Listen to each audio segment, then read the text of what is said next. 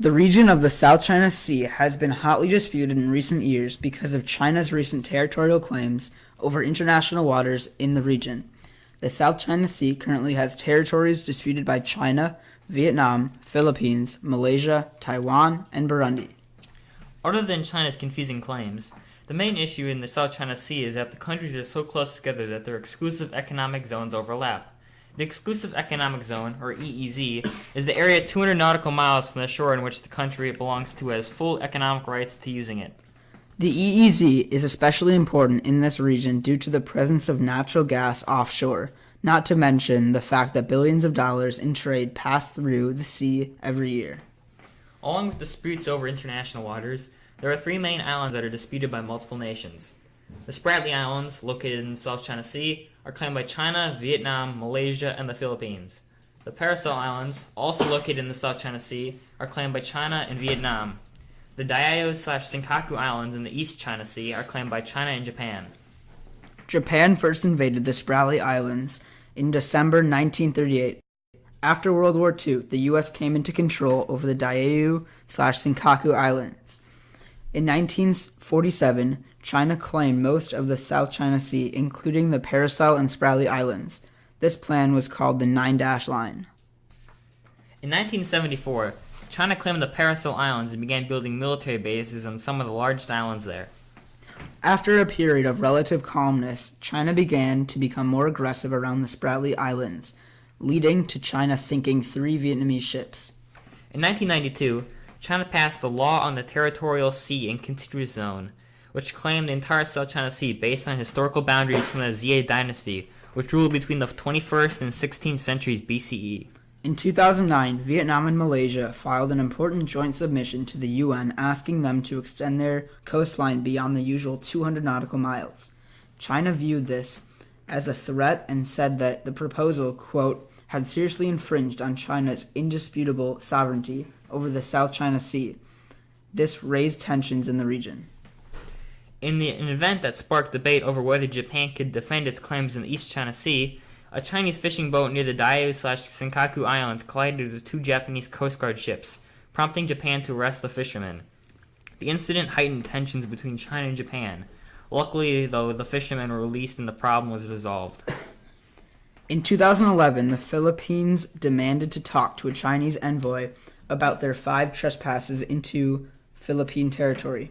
Around the same time, the Philippines began to refer to the South China Sea as the West Philippine Sea, exercising their inherent power and right to designate its maritime areas. Further decreasing relations between the two countries is Scarborough Shoal incident, in which Philippines sent a warship to confront Chinese fishing boats north of the Spratlys. In retaliation, the Chinese stopped importing fruit from the Philippines, damaging the Philippines economically. In 2012, Vietnam reasserted its claim over the Spratly and Paracel Islands. China responded again by announcing that a city had been built in the Paracels that would administer the whole region. Over in the East China Sea, Japan bought 3 of the 5 disputed Diaoyu/Senkaku Islands from a private landowner. This triggered massive anti-Japanese protests in China. In 2013, China's Ministry of Defense created the East China Sea Air Defense Identification Zone that required all military planes to submit their flight plans before entering the East China Sea. The U.S., South Korea, and Japan all responded by sending military planes on patrol near the sea. Starting in 2014, China began to build man-made islands on 6 reefs in the South China Sea: the Subai, Johnson, Mischief, Hughes, Gavin, and Fiery Cross reefs. They did this by using special ships that dug up sand from the seafloor and spat it onto a pile, building islands. They then built military bases on the islands and claimed them so that their EEZ would take up the South China Sea. Essentially, they built the islands to once and for all claim the South China Sea as theirs.